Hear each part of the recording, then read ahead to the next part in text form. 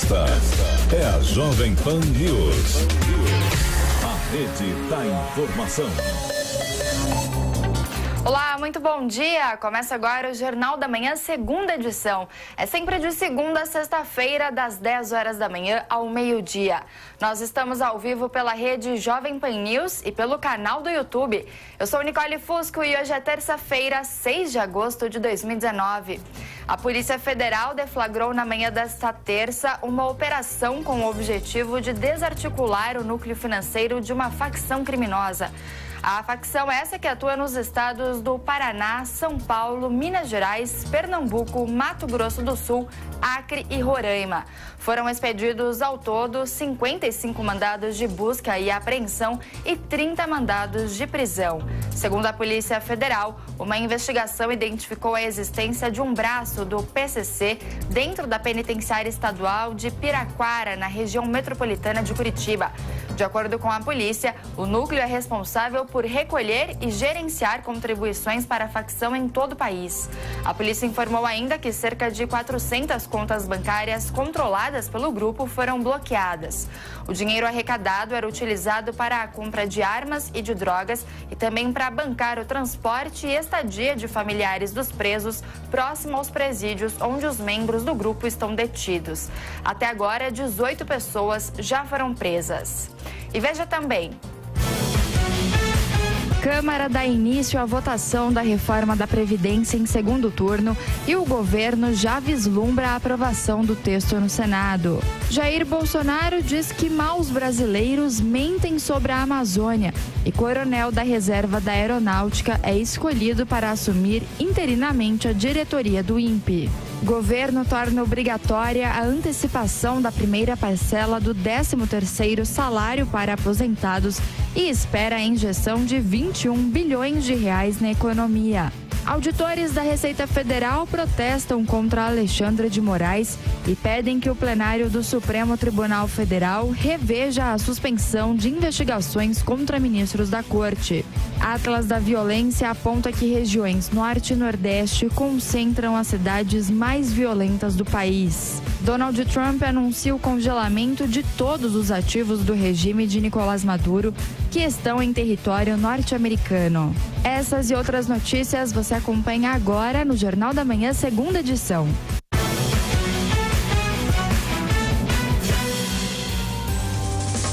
A Câmara dos Deputados dá início hoje à votação da reforma da Previdência em segundo turno.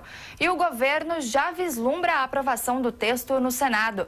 Vamos a Brasília para mais informações com o repórter Levi Guimarães. A Câmara começa hoje a votação da reforma da Previdência em segundo turno. Nessa fase, a PEC passa por uma nova votação do texto base, na qual são necessários pelo menos 308 votos para aprovação. Em seguida, são analisados os destaques, sugestões de mudanças no texto. O governo vem monitorando votos para repetir o resultado do primeiro turno, quando venceu por 379 a 131. O ministro-chefe da Casa Civil, Onyx Lorenzoni, acredita que as 3 semanas de intervalo entre os turnos não vão mudar a posição dos parlamentares. Mas nos nossos cálculos, nas nossas projeções, a gente deve, a princípio, manter o placar, né? Se tiver alguma perda, pode ser por 1 ou 2 votos, não mais do que isso, não. O alvo de maior atenção é a votação dos destaques. No primeiro turno, governo e base aliada recuaram em alguns pontos, como nas regras para professores e policiais civis, além do tempo mínimo de contribuição. Mas dessa vez, o esforço da maioria dos partidos é para não ceder, como indica o líder do Partido Novo, deputado Marcel Van Hatten. Destaques são direitos dos parlamentares, né? O próprio Novo pode avaliar, apresentar algum destaque, mas no momento que é o maior interesse de todos é que seja aprovado da forma como foi aprovado no primeiro turno. O governo já vislumbra a tramitação da reforma no Senado. Nesta segunda, o ministro Onyx Lorenzoni se reuniu com o presidente do Senado, Davi Alcolumbre, para discutir a criação de uma PEC paralela à que vai chegar da Câmara, com o objetivo de incluir estados e municípios. Para o ministro, é possível aprovar as novas regras previdenciárias até o fim de setembro. A princípio, se a gente der tudo certo e concluir essa semana, nós estamos projetando uma votação de primeiro e segundo turno em torno de 20 de setembro a 30 de setembro. Nesse interregno aí, a gente concluiu a votação no Senado Federal. Nesta segunda-feira, a Câmara não conseguiu reunir o quórum de 51 deputados para fazer a quarta das 5 sessões necessárias para cumprir o intervalo entre o primeiro e segundo turnos. Com isso, para começar a votação na terça-feira, o governo vai ter que aprovar um requerimento de quebra de interstício, em que precisa do voto de mais da metade dos deputados. Além de apresentar 7 destaques, a oposição vai repetir a estratégia de obstruir os trabalhos, tentando adiar a conclusão da votação e testando a capacidade do governo de manter o quórum perto de 500 deputados também nessa segunda fase. De Brasília, Levi Guimarães. O presidente Jair Bolsonaro disse que maus brasileiros mentem sobre a Amazônia e o coronel da reserva da Aeronáutica é escolhido para assumir interinamente a diretoria do INPE. Ainda em Brasília, a gente vai para mais informações com a Luciana Verdolim. O novo diretor interino do INPE, do Instituto Nacional de Pesquisas Espaciais, será Darkton Policarpo Damião. Ele é formado em Ciências Aeronáuticas pela Academia da Força Aérea. O nome foi anunciado ontem pelo ministro da Ciência e Tecnologia, Marcos Pontes, que já havia sinalizado a intenção de indicar um militar para o cargo. A indicação segue agora para a Casa Civil e a expectativa é de que seja oficializada ainda esta semana. O ministro garantiu que o objetivo, ao contrário dos críticos, é fortalecer o Instituto e garantir que o trabalho realizado de acompanhamento de dados sobre o desmatamento na Amazônia seja cada vez mais eficiente. Ele explicou também que, a partir da escolha do diretor interino, será convocado um comitê de busca para eleger uma lista tríplice e dessa lista sairá o nome definitivo. Darkton Policarpo vem substituir o ex-diretor Ricardo Galvão, demitido na semana passada. O ministro garante que não vai haver qualquer prejuízo para as ações do Instituto. Ele é uma pessoa de confiança, logicamente, e é uma pessoa que tem uma capacidade de gestão já demonstrada em vários cargos que exerceu. Portanto, vai ser um ótimo diretor interino para dar continuidade nesse trabalho junto aqui no Ministério, com o IBAMA, também no Ministério do Meio Ambiente, de forma que a gente tenha um sistema cada vez melhor. O presidente Jair Bolsonaro voltou ontem a questionar os dados apresentados pelo Instituto, que apontam aumento de mais de 80% da derrubada da floresta. O Ministério do Meio Ambiente aponta erros na metodologia dos dados. Admite que o desmatamento tem crescido sim, mas questiona a informação de que teria ocorrido um salto em junho agora de 2019. O governo tem defendido a necessidade de se trabalhar com a proposta de um desenvolvimento sustentável na região. Checar sempre, por exemplo, se o desmatamento é legal ou ilegal. Segundo o presidente, nesse momento em que o Brasil volta a se destacar no cenário comercial mundial, é preciso evitar a divulgação de informações que possam manchar a imagem do país no exterior, antes de confirmar se os dados estão realmente corretos. A Amazônia é um potencial incalculável. Por isso, o mundo está de olho nela. Por isso, alguns maus brasileiros ousam fazer campanha com números mentirosos contra a nossa Amazônia. Segundo o ministro do Meio Ambiente, Ricardo Salles, o desmatamento apontado pelo INPE efetivamente aconteceu, só que não foi concentrado no mês de junho, como foi divulgado. Segundo ele, áreas desmatadas em 2017 e 2018 só foram computadas agora, o que fez os números realmente explodirem. O ministro da Ciência e Tecnologia estará hoje na Comissão de Trabalho da Câmara. Ele foi convidado para falar sobre um outro tema polêmico: a intenção do governo Bolsonaro de privatizar os Correios. De Brasília, Luciana Verdolim. A Justiça do Paraná autorizou o ex-ministro Antônio Palocci a cumprir pena em regime aberto. Desde novembro passado, o ex-ministro cumpre a condenação a 9 anos de prisão no semiaberto com monitoramento por tornozeleira eletrônica. A progressão da pena foi concedida nesta segunda-feira pelo juiz federal Danilo Pereira Júnior. Pelas condições do regime, Palocci deverá permanecer em casa todas as noites e ficará proibido de viajar sem autorização da Justiça. Procuradoria-Geral da República pede a revogação de habeas corpus em favor de Elias Maluco. Na última sexta-feira, o ministro do Supremo Tribunal Federal, Marco Aurélio Mello, concedeu pedido de liberdade para o traficante, condenado pelo assassinato do jornalista Tim Lopes em 2002. Apesar da decisão, o acusado não foi solto porque tem outros mandados de prisão decretados. No pedido de anulação, a Procuradoria sustentou que Elias Maluco faz parte de uma organização criminosa e deve continuar preso. Juan Guaidó anuncia apoio a Maurício Macri nas eleições presidenciais na Argentina. O autoproclamado presidente da Venezuela anunciou nesta segunda-feira, por meio de um vídeo, o apoio à reeleição de Macri. O processo eleitoral na Argentina começa neste domingo, com as eleições primárias, e se encerra em outubro, com as gerais. Além de Guaidó, Macri conta com o apoio dos presidentes do Brasil, Jair Bolsonaro, da Colômbia, Ivan Duque, e do Chile, Sebastián Piñera. O número de famílias endividadas aumentou pelo 7º mês consecutivo em julho. Vitor Moraes. 64% das famílias brasileiras possuem alguma dívida. Isso de acordo com o levantamento da Confederação Nacional do Comércio, divulgado nesta segunda-feira. Por exemplo, dor de cabeça com cheque especial, carnê de loja, financiamento do carro ou da casa ou compras parceladas, que é o mais comum. A recepcionista Janaína Rocha conta que sempre teve problema com dinheiro por não se controlar. Eu sempre fui gastona, então acabei me endividando no cartão de crédito, fiquei desempregada, não consegui pagar e estou enrolada até agora. É o consumismo, né? Então acaba consumindo antes de pagar a dívida, né? De pagar a dívida primeiro gasta, depois vai pensar no cartão. Aí isso acaba enrolando, né? Justamente, Janaína, o cartão de crédito é o maior vilão nessa história toda e foi apontado no levantamento como principal motivo do endividamento dos brasileiros. Elias Rosendo tem 29 anos e é analista de chat. Ele diz que aprendeu a lição e tenta não gastar mais do que ganha. Eu me endividei com cartão de crédito, né?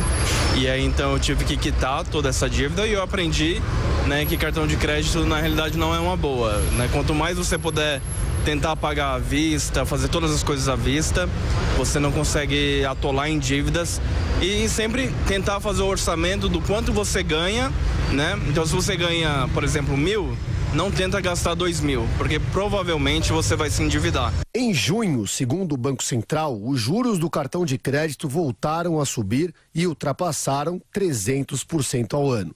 O especialista e educador financeiro do SPC Brasil, José Vignoli, explica que a portabilidade pode ser uma boa alternativa. É claro que se o consumidor conseguir concentrar todas as suas dívidas num único banco, numa única instituição e ainda reduzindo a taxa de juros, será um bom negócio.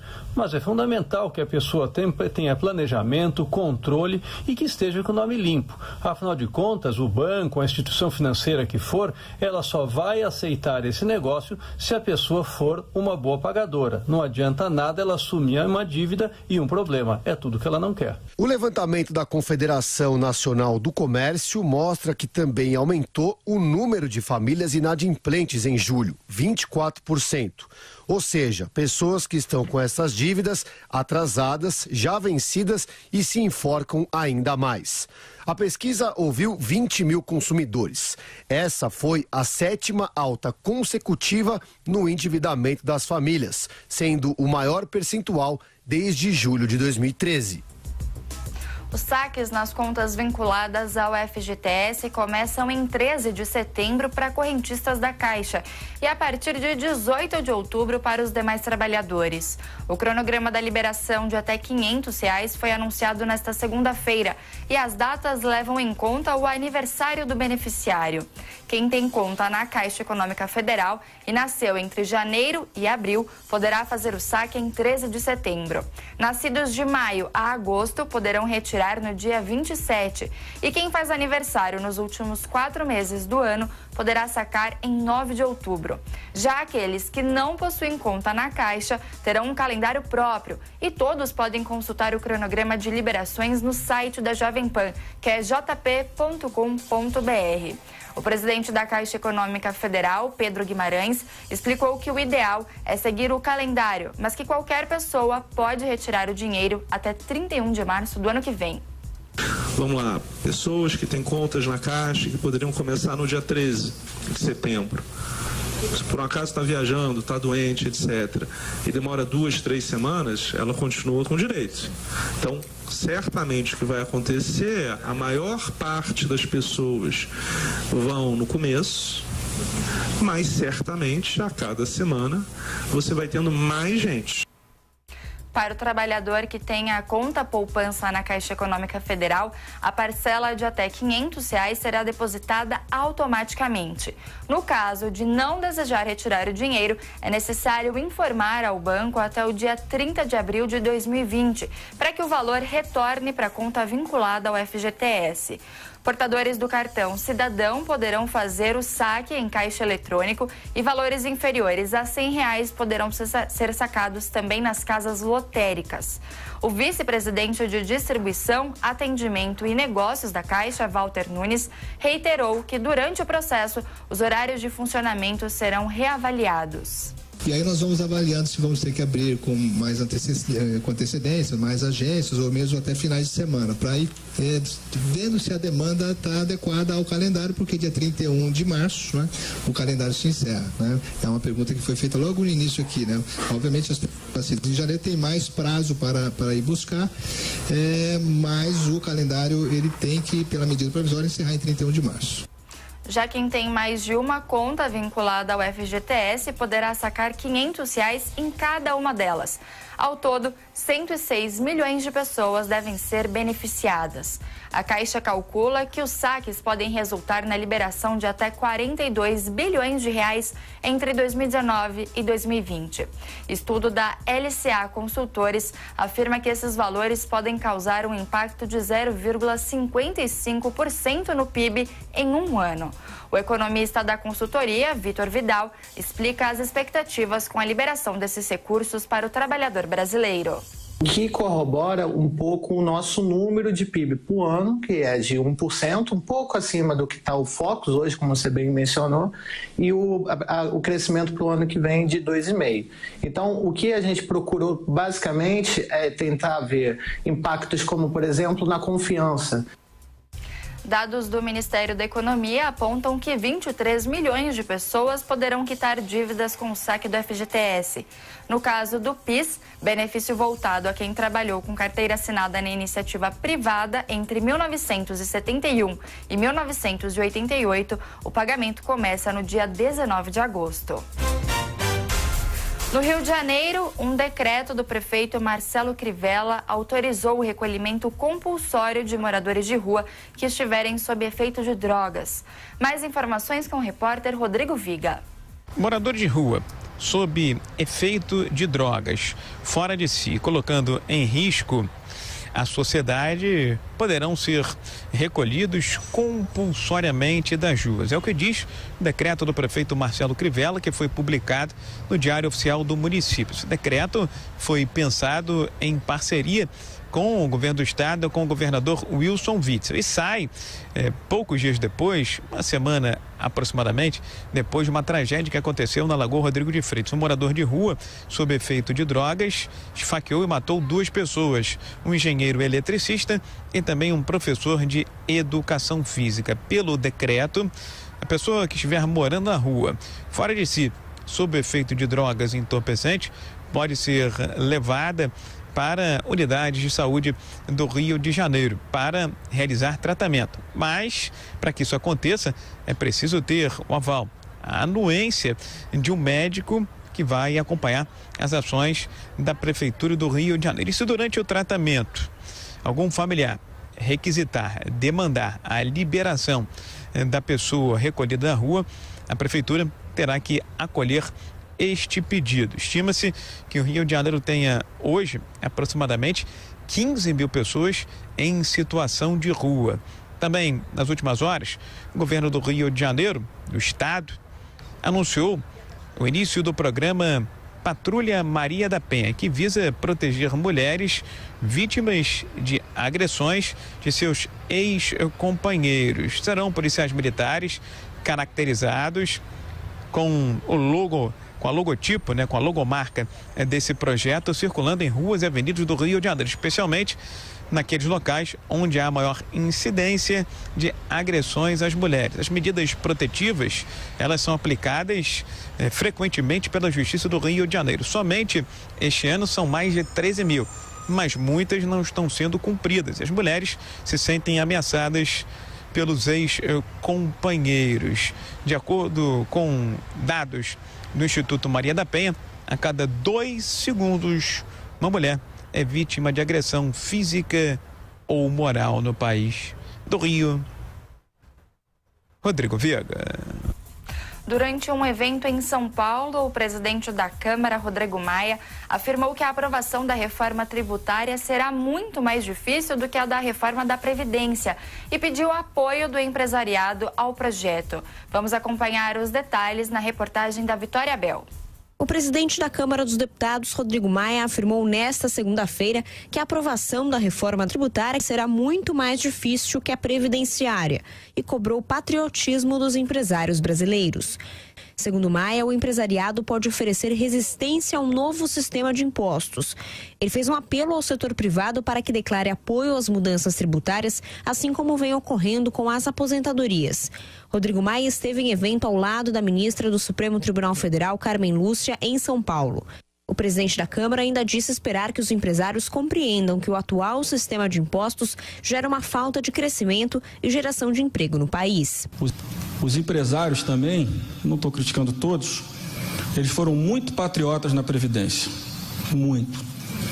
Mas eles não são atingidos pela Previdência.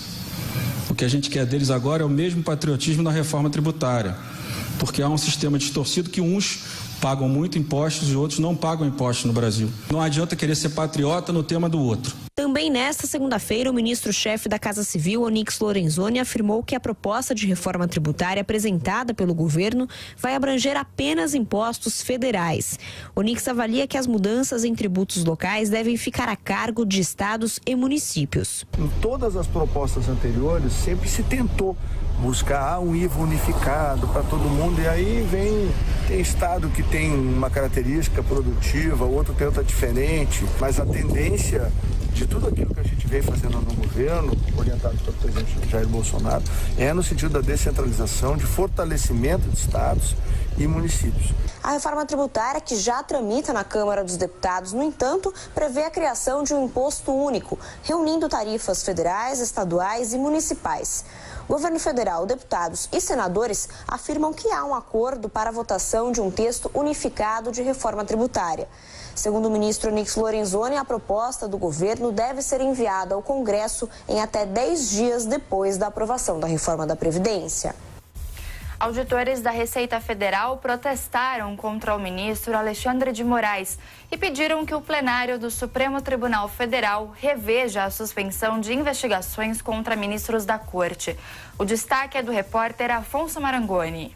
Auditores da Receita Federal pediram nesta segunda-feira que o plenário do Supremo reveja a determinação do ministro Alexandre de Moraes, que suspendeu investigação contra 133 pessoas, incluindo ministros da Corte. O apelo faz parte de uma carta assinada por quase 200 integrantes do órgão e que foi encaminhada ao secretário da Receita, Marcos Sintra. Entre os que assinaram a nota está o número 2 do Fisco, o subsecretário de Fiscalização, Iágaro Jung Martins. O documento destaca que a lei tributária não excepcionaliza agentes públicos, sejam eles ministros, parlamentares ou auditores fiscais, de cumprirem as normas tributárias e estarem sujeitos a análise e eventuais auditorias. Na última quinta-feira, Alexandre de Moraes suspendeu uma apuração preliminar de indícios de irregularidades tributárias que incluía o ministro Gilmar Mendes e a esposa dele, Guiomar Feitosa. A advogada Roberta Maria Rangel, mulher do presidente do STF, Dias Toffoli, também teria sido fiscalizada. Para Alexandre de Moraes, a Receita Federal, sem critérios objetivos de seleção, pretendeu de forma oblíqua e ilegal investigar agentes públicos, inclusive ministros do Supremo. Ao barrar as investigações, Moraes disse que não há qualquer indício de irregularidade por parte desses contribuintes. O ministro ainda determinou o afastamento de 2 servidores que participaram das apurações. O caso faz parte do inquérito aberto por Dias Toffoli para apurar supostas ofensas à corte. Na carta, os integrantes do fisco argumentam que todos os procedimentos de fiscalização executados observaram rigorosamente os preceitos constitucionais da impessoalidade e da motivação. Os auditores também dizem que não existe qualquer possibilidade de um auditor fiscal indicar um contribuinte para ser fiscalizado em seleção interna sem passar por um rigoroso processo. O documento ainda mostra estranheza e perplexidade com a determinação do Tribunal de Contas da União, que mandou a Receita entregar a lista de servidores que acessaram dados de autoridades. Os agentes dizem que, sem qualquer justificativa aparente, coloca sob suspeição todas as fiscalizações efetuadas pela Receita Federal contra agentes públicos federais nos últimos 5 anos. Agora são 10h29 e a gente vai para um rápido intervalo. E na volta a gente fala sobre câncer de pulmão. Uma entrevista ao vivo a respeito deste assunto. Até já! Jovem Pan News. Jovem Pan.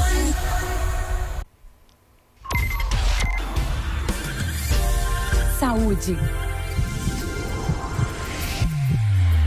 Corpo, mente e espírito. Dr. Zeballos.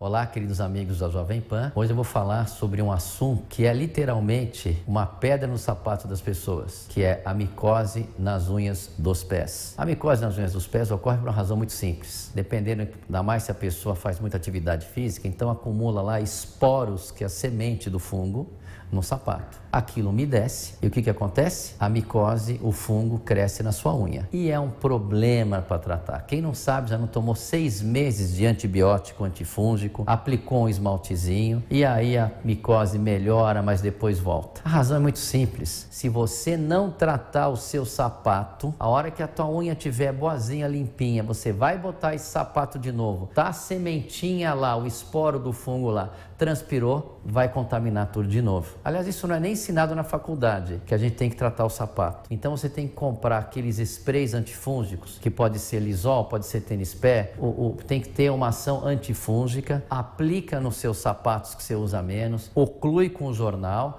e trata a sua micose. Eu não gosto muito de dar, para tratar a micose de unha, de dar medicamentos via oral, porque os antifúngicos, eles têm uma toxicidade no fígado bastante relevante. Então eu não acho válido você tratar 6 meses a pessoa e depois ela correndo o risco de pegar de novo essa infecção na unha, e então não acho tão interessante. Eu prefiro tratar o sapato, passar o esmalte, lixa a unha, que se você assim o fizer, a unha de baixo vai vir sem o fungo. Então é isso. Micose de unha, trate o seu sapato. Eu sou o Dr. Zeballos, aproveite o seu dia. Saúde. Corpo, mente e espírito. Dr. Zeballos. Você pode participar do Jornal da Manhã pelo Twitter. É fácil. Escreva na sua mensagem a hashtag Jornal da Manhã, sem espaço e sem acento. Assim, sua mensagem pode aparecer na transmissão por imagens e sua dúvida ou opinião lida pelos apresentadores da Jovem Pan. Corre lá, participe do Jornal da Manhã pelo Twitter.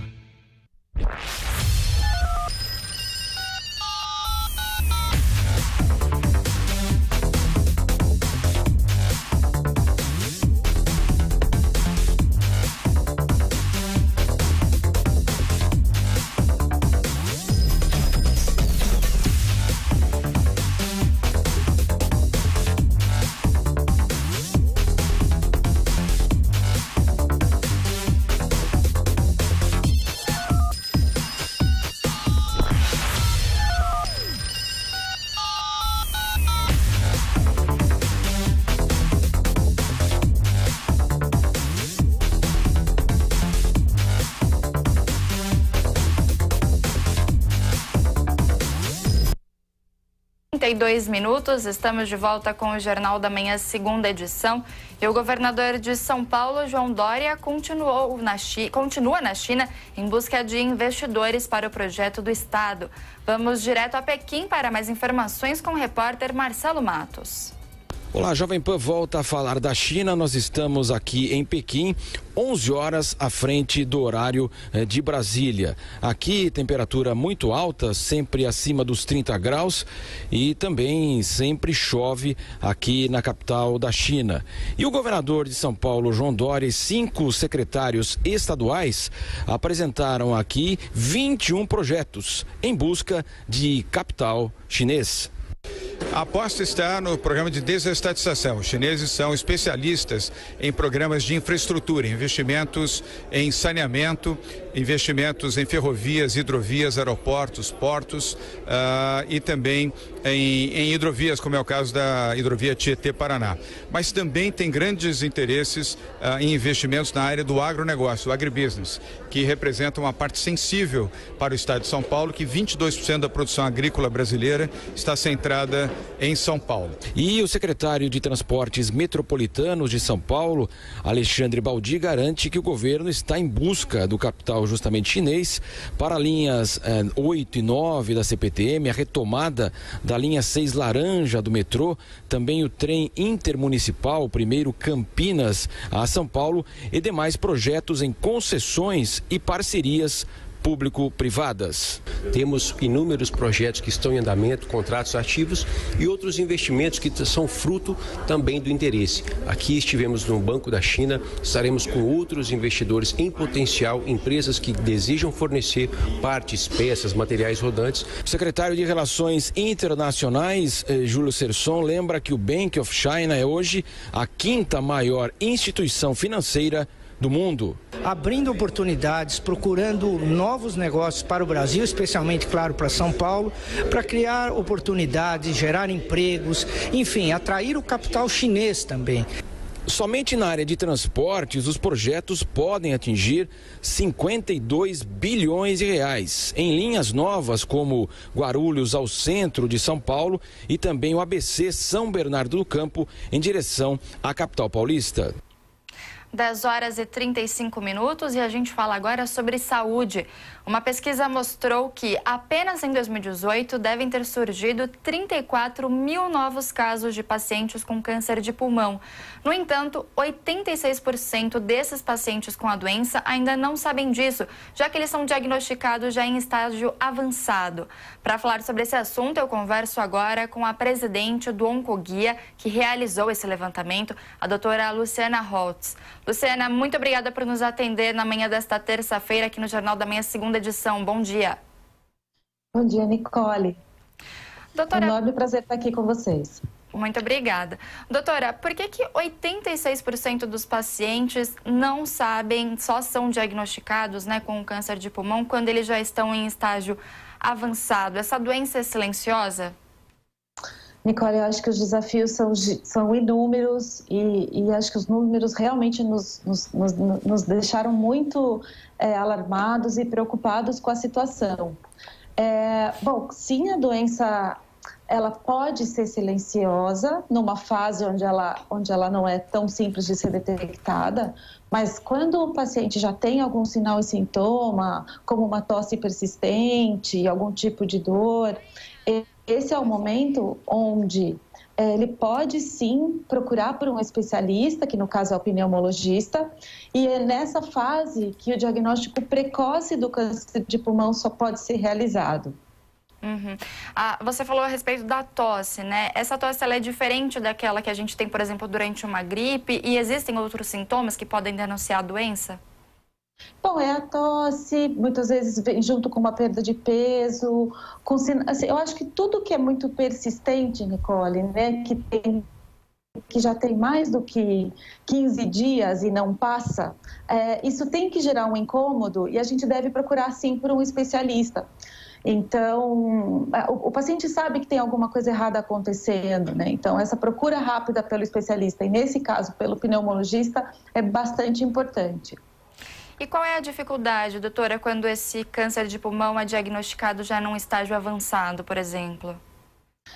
Eu acho que quando a gente olha, né, para esse estudo que a gente avaliou 7.000 pacientes, e desses 7.000 pacientes, 87% já descobriu numa fase avançada, a gente chega realmente a uma conclusão que a gente está fazendo muito pouco para se detectar precocemente. E para esses pacientes que já descobrem nessa fase, a gente está falando de uma chance que varia entre 65% a 100% deles não estarem vivos em 5 anos. E outra coisa que é muito grave é que, se esses pacientes são pacientes do SUS, hoje no SUS a gente não tem disponível tratamentos mais novos e que estão oferecendo uma perspectiva de mais tempo de vida, de mais qualidade de vida para esse paciente. Então acho que a gente pode até concluir, né? A gente não está fazendo nada para garantir diagnóstico precoce, né? Para agilizar que esse paciente consiga detectar a doença no comecinho, e a gente também não está fazendo nada para garantir que esses pacientes que descobrem na fase avançada possam viver mais e melhor. E o que é possível fazer para esse diagnóstico ser mais precoce? Eu acho que, ouvindo os especialistas, Nicole, tem uma série de coisas que a gente precisa priorizar. Então, sem dúvida nenhuma, o Brasil está indo muito bem no combate ao tabagismo, né? A gente foi agora até reconhecido pela ONU, pela OMS, como o segundo país que conseguiu cumprir todas as metas realmente preconizadas no combate ao tabagismo.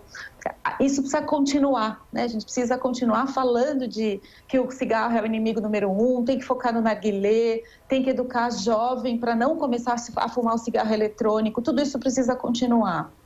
Agora, a gente precisa conversar com quem é fumante há muito tempo.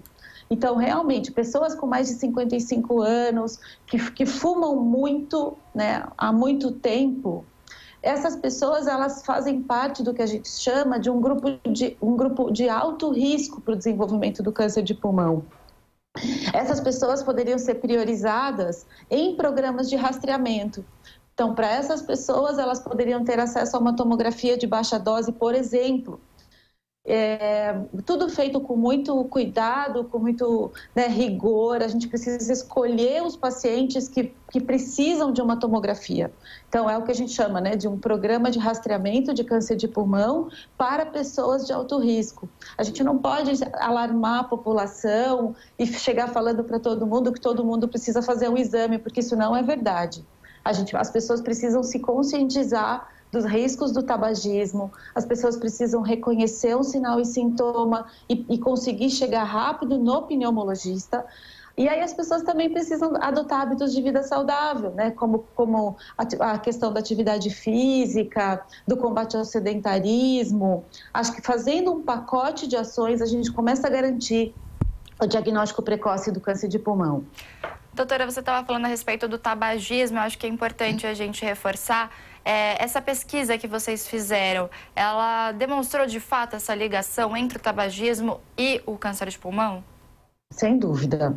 Desses 7.000 casos, né, de novo, que a gente avaliou referente ao ano de 16, a gente teve um dado muito curioso. Metade, a gente só tem o dado referente a metade dos casos, porque a outra metade, essa pergunta não foi feita. Mas mesmo assim, né, dos 3.000 casos aproximadamente, 3.500 casos que a gente tinha informação, 79% sim, o câncer estava relacionado ao tabagismo, e 20% do câncer de pulmão, a pessoa não era fumante.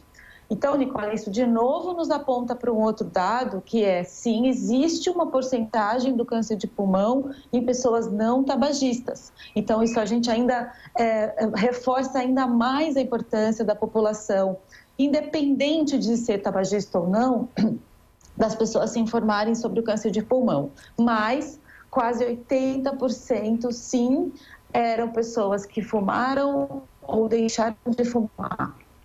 E, doutora, existe algum tratamento depois que esse câncer é diagnosticado? Como é que funciona essa forma de tratamento do câncer?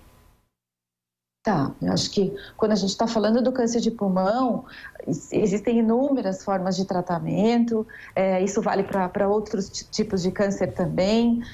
Se a gente está falando, né, numa detecção numa fase mais precoce, muitas vezes, Nicole, basta a cirurgia. Então, o paciente vai ser encaminhado para um cirurgião torácico, né? Depois do pneumologista. Tem várias coisas que precisam acontecer, né? Então, o paciente precisa, se ele detecta o câncer, ele vai passar por uma biópsia, depois ele vai ser encaminhado para o cirurgião. E se a doença, então, baseada no estadiamento da doença, muitas vezes basta uma cirurgia e a doença ela é retirada. Se o paciente descobre numa fase mais avançada, aí a gente está falando de opções como quimioterapia, radioterapia e os tratamentos mais inovadores, que hoje são o que a gente chama de medicina personalizada, o que a gente conhece também como imunoterapia, que são hoje grandes revoluções na oncologia e que realmente oferecem essa opção bastante personalizada, onde é importante, inclusive, a gente saber qual é o marcador tumoral, se o paciente ele é um paciente que tem um alvo que pode se chamar EGFR, ALK, PDL, tem várias aí marcadores diferentes que vão fazer o oncologista definir qual é o melhor tratamento. Tá certo. E, doutora, só para a gente fechar, então, eu gostaria que a senhora falasse para as pessoas que estão nos assistindo, que estão nos ouvindo, mais uma vez, aquela coisa a respeito da tosse por mais de 15 dias, quais podem ser os sintomas, quando que a pessoa deve procurar um médico? Tá, eu até quero reforçar bem direitinho aqui os sintomas, Nicole. Por favor. Deixa eu só olhar ele aqui direitinho, peraí, só um pouquinho. Sem problema. E, sem dúvida, só para a gente já reforçar. A gente está falando, então, da tosse, da perda de peso. Eu estou aqui. Só para reforçar, né, doutora? Então, a gente está falando a respeito do câncer de pulmão, que é um câncer que cerca de 86% dos pacientes só descobrem a doença quando ela já está num estágio avançado. E que aí, de acordo com a doutora e de acordo com a pesquisa que foi feita pelo Instituto Oncoguia, a taxa de vida, né, a probabilidade de morte em 5 anos sobe para 87% nos casos de terceiro estágio da doença e no 4º ano chega a 90%, né, doutora? E aí a senhora peça, então, que reforce quais são os sintomas, quando que as pessoas devem procurar um médico? Eu acho que é basicamente mesmo, Nicole, a tosse, a perda de peso, muitas vezes pode ter alguma questão mais relacionada à rouquidão, e isso é muito importante. Eu acho que é realmente não ficar na dúvida quando o sintoma ele persiste. Eu acho que a gente tem que saber diferenciar uma coisa aguda de uma coisa que não passa. E aí, no caso desse paciente, ele muito provavelmente ele é um fumante, ele sabe que alguma coisa pode estar acontecendo errado, ele realmente não deixar o medo paralisar e ele saber da importância dele procurar um pneumologista. Eu queria aproveitar, Nicole, para falar do Oncoguia, né, e falar para as pessoas que, se tiver alguém que estiver nos assistindo e quiser conhecer mais do nosso trabalho, a gente tem inclusive o canal Ligue Câncer, que oferece toda essa informação para o paciente de câncer de pulmão e de qualquer outro tipo de câncer. E o número do nosso canal Ligue Câncer é o 0800 773 1666. É um programa nacional, gratuito, onde a gente tira dúvidas sobre direitos, sobre essas questões relacionadas às doenças, sobre qualidade de vida. Tá certo. E aproveitar e realmente trazer essa informação para a população. Obrigada, doutora. Muito importante falar sobre esse assunto. A gente conversou então com a Luciana Holtz, que é presidente do Instituto Oncoguia. Muito obrigada pela participação. Obrigada. Até a próxima. Até. O governo tornou obrigatória a antecipação da primeira parcela do 13º salário para aposentados e espera com isso a injeção de 21 bilhões de reais na economia. De Brasília, Luciana Verdolim. O presidente Jair Bolsonaro assinou medida provisória que transforma em regra uma prática já comum aqui no governo, que é a de antecipar a liberação da primeira parcela do 13º para aposentados e pensionistas.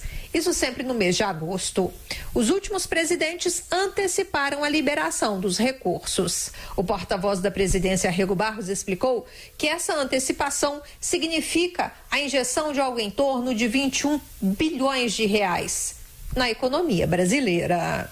Esse ato hoje assinado, além de aquecer a economia, proporciona a segurança e previsibilidade para os aposentados, que terão a garantia e a certeza de que receberão essa antecipação todos os anos. O secretário especial de Previdência, Rogério Marinho, explicou que hoje os funcionários públicos eles já têm essa possibilidade na lei. Aposentados e pensionistas não. Por isso, o presidente decidiu transformar essa política do governo em política de Estado. A ideia será beneficiar também todos que durante o ano tenham recebido auxílio-doença, auxílio-acidente, auxílio-reclusão ou pensão por morte, além dos demais benefícios administrados pelo INSS. Em meio à agenda positiva, o presidente Jair Bolsonaro voltou a criticar ontem o posicionamento dos governadores do Nordeste. Ele garantiu que não pretende negar recursos para a região, mas ressaltou que se eles quiserem ajuda aqui do governo federal, vão ter que admitir que estão trabalhando com o governo Bolsonaro. A grande reclamação do presidente é com o fato dos governadores virem a Brasília com discurso e voltarem para seus estados, falando mal da atual administração federal. Essa politicalha de nos dividir, como se o Nordeste fosse propriedade de alguns poucos governadores, isso não pode e não florescerá entre nós. Nós somos um só povo, uma só raça e uma só gente. O presidente Jair Bolsonaro esteve ontem novamente na Bahia e, mais uma vez, ele e o governador do estado, Rui Costa, não se encontraram ou se falaram. O presidente já avisou que se o relacionamento com os governadores da região não melhorar, ele pretende inaugurar obras e negociar apenas com os prefeitos. O presidente negou que exista qualquer tipo de preconceito com o Nordeste. O presidente Jair Bolsonaro, ao lado de ministros, participa agora da abertura do Congresso da FenaBrave, a Federação das Concessionárias de Veículos em São Paulo. Vamos acompanhar então agora ao vivo esse evento. Bruno Covas, voltar aqui a esse nosso estado maravilhoso. O presidente Jair Bolsonaro acaba de começar a discursar nesse evento. Ex-governador e meu colega de Câmara dos Deputados. A vida prega peça na gente, né? Há poucos dias teve um cidadão lá na presidência e lembrou-me uma passagem durante a campanha. Ele falou que eu havia dito para ele durante a campanha que em janeiro estaria na presidência ou na praia. E eu respondi-lhe: dei azar. Sabia das dificuldades, dos problemas que o Brasil atravessava, econômico, ético, moral, político, mas com humildade e com Deus no coração e com um povo maravilhoso ao teu lado, você tem como atingir seu objetivo. Eu não posso saber de tudo. Me empenhei muito enquanto militar, cheguei até o posto de capitão. E, obviamente, não podia entender de economia, porque não é possível saber de tudo. E o que eu fiz, prezado Ricardo Salles, e você sabe disso, quando fomos montar o gabinete, escolhemos sim aqueles que se apresentavam como os melhores, sabendo que tinham outros também bons. E mais do que isso, dei liberdade a todos os meus ministros para escolher integralmente as pessoas do seu ministério. E assim foi feito. E a economia, como dá sinais forte de reação, devemos sim, em grande parte, ao Ministério da Economia, que temos à frente o nosso Paulo Guedes. E dia após dia, ele vem demonstrando ao Brasil que eu mudei também, que no passado eu era estatizante. Até quando fui questionado num rápido debate com a classe empresarial durante a campanha, né? Fui muito acusado disso e parecia que eu não tinha saída, dado as certas ações minhas ou vosso passado. E eu respondi ao entrevistador: o homem evolui. E eu venho aprendendo muito com as pessoas que tenho ao meu lado. E o Paulo Guedes tem essa visão, junto com os meus ministros. A maior contribuição que nós podemos dar aos senhores é não interferir em seu trabalho.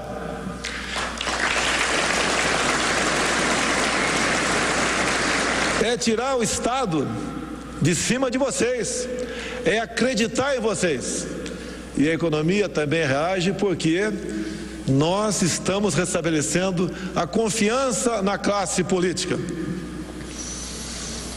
Nós estamos cumprindo o que diz a nossa Constituição na independência dos poderes. O Parlamento também vem entendendo dessa maneira. E a resposta da Câmara na primeira votação da nova Previdência foi muito clara. Nesse momento, eu agradeço o presidente Rodrigo Maia, que trabalhou incessantemente na busca desse objetivo. E tenho certeza que o mesmo acontecerá no Senado. Outras coisas temos que fazer. Também o segundo tempo da reforma lá no Senado Federal. E também a nossa reforma tributária. Quantas vezes eu disse durante a campanha que eu não quero ser patrão num Brasil, num país com esse emaranhado de leis e legislações. É impossível ser empregado. Isso foi muito usado por quem nos antecederam na busca da nossa divisão. Não apenas naquelas que todos sentiram na pele, mas também na luta entre patrão e empregado. É mais fácil defender empregado, ter mais votos. Eu defendo empregado, patrão e também os que mais perdem, os que estão desempregados. Eu tenho dito, desde há muito, que um dia os trabalhadores vão ter que decidir entre todos os direitos e desemprego ou menos direitos e emprego.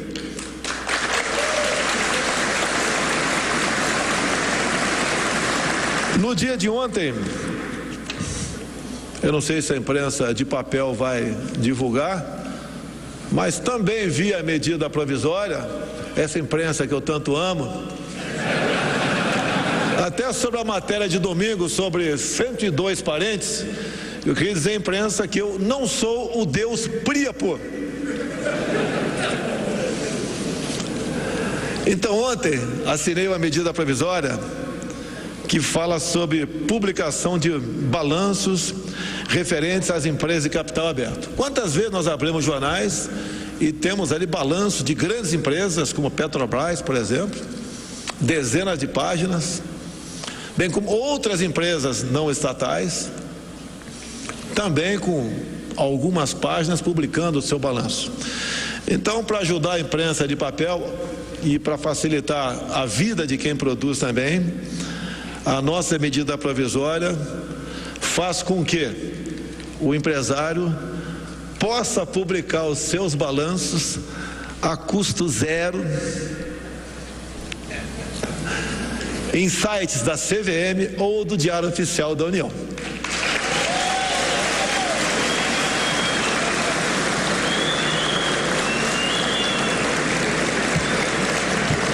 As grandes empresas gastavam com jornais, em média, R$900 mil por ano. Vão deixar de gastar isso aí. Eu tenho certeza que a imprensa vai apoiar essa medida.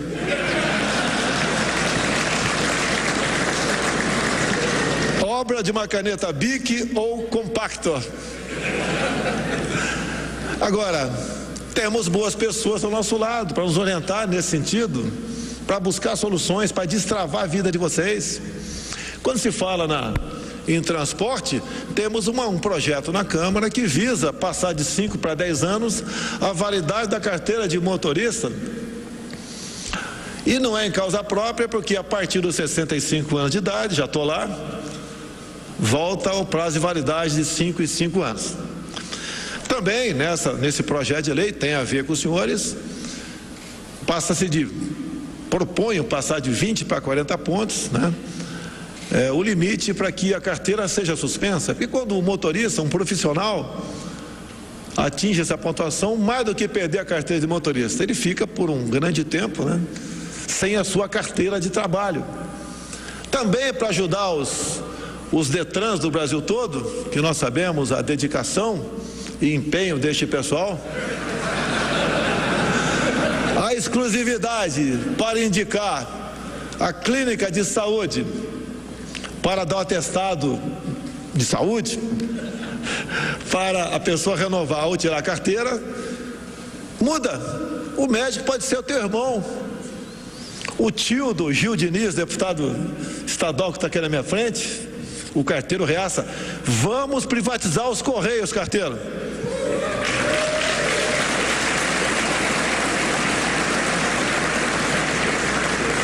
Pode ser o médico do INSS. Vamos facilitar em R$300, diminuir em R$300 o preço de uma carteira de motorista. Vamos também, já acabamos, porque era uma resolução, com o simulador. Ué, no meu tempo não tinha videogame, pô. Eu comecei lá bem depois, no Atari. Por que um simulador? Menos R$300 em média no preço de uma carteira de motorista. Estamos facilitando a vida dos mais pobres sem fazer demagogia. E nós estamos caminhando. Deixo bem claro, já falei isso. Eu não entendo de economia. Quem entendia afundou o Brasil.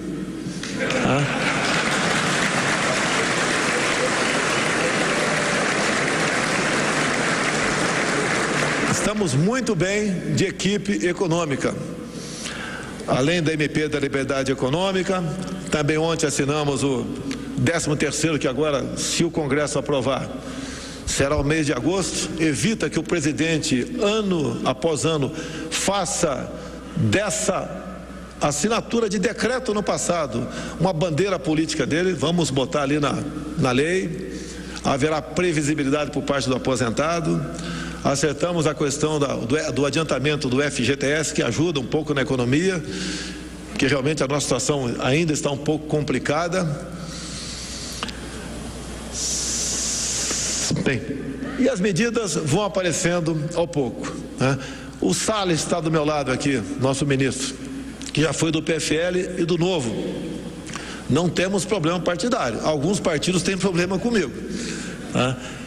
Uma pessoa excepcional que tem colaborado conosco nessa questão, em especial das licenças. Nós não podemos, ao pedirmos uma PCH, pequena central hidrelétrica, levar 10 anos para se conseguir a licença. Tem trabalhado conosco e muito na questão do linhão de Manaus, Boa Vista. Uma vez conseguindo isso, acho que a gente começa a construir esse leão esse ano, menos 1 bilhão e 300 milhões de reais, que é diluído na conta de todo mundo para pagar essa energia caríssima que vai para Roraima. Estamos estudando uma coisa que eu acho que é maravilhosa, acho que é, né? O Congresso que vai decidir passar muitas atribuições do Estado do Brasil, para os estados. Como, por exemplo, a questão de armamento, a questão, Salles, talvez, você deve concordar, licenças ambientais. O que nós de São Paulo temos a ver com a questão ambiental de Roraima? Quem tem que decidir é lá, a Assembleia Legislativa de Roraima, não nós aqui. Sempre disse, durante minha pré-campanha, e minha vida de capitão do Exército também, que andei pela fronteira, se eu fosse rei de Roraima, com independência, obviamente. Atenção, imprensa, não quero ser rei não, fique tranquilo, não escreva não que eu quero ser rei, achar que eu sou um megalomaníaco. Mas se eu fosse rei de Roraima, com tecnologia, em 20 anos teria uma economia próxima à do Japão. Lá tem tudo. Por isso que 60% do território está inviabilizado com reservas indígenas e outras questões ambientais. Temos tudo para desenvolver essa região maravilhosa chamada Amazônia. Vocês não imaginam o prazer que eu tive de conversar com Macron e Angela Merkel. Que prazer!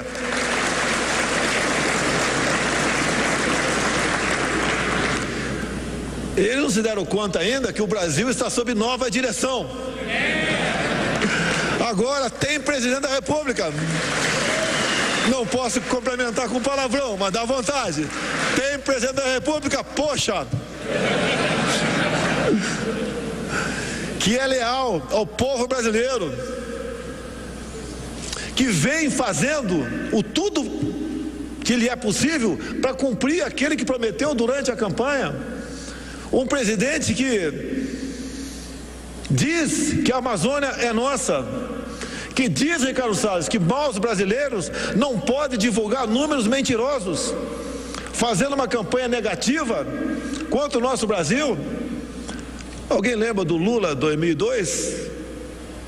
Alguns dizem que eu devo esquecê-lo, mas ele não esquece o período militar até hoje. Ele alerdeava pela Europa que o Brasil tinha 30 milhões de crianças na rua. Naquele tempo a internet era fraca, eu acho que não tinha WhatsApp ainda. Acho que não tinha não, né? Não tinha não. Estou ficando velho para saber. Tá?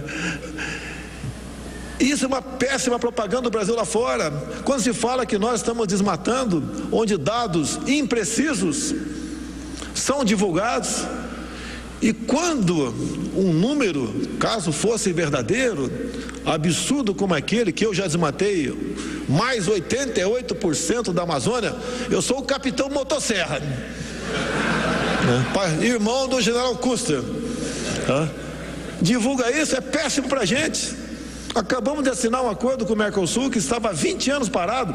E em parte agradeço a Michel Temer que deu um grande, que aprofundou essa discussão, essa solução no passado. Mas nós conseguimos com a nossa equipe assinar a União Comercial Mercosul, Europa. Estamos bastante avançados no mesmo sentido com o Japão, Coreia do Sul, Trump. Agora são 11h04. Para quem nos acompanha pela rede Jovem Pan, a gente vai para um rápido intervalo. Daqui a pouco nós voltamos então com essa transmissão do presidente Jair Bolsonaro no Expo Fenabrave. E quem está aqui conosco no canal do YouTube Jovem Pan News, a gente segue acompanhando essa agenda do presidente Jair Bolsonaro. Até já. Tem nos dado uma atenção. Ontem a imprensa perguntou para mim se o meu filho teria coragem de dizer não, caso fosse embaixador dos Estados Unidos. Eu falei, pior é o governo anterior que diziam sim a Venezuela e Cuba o tempo todo.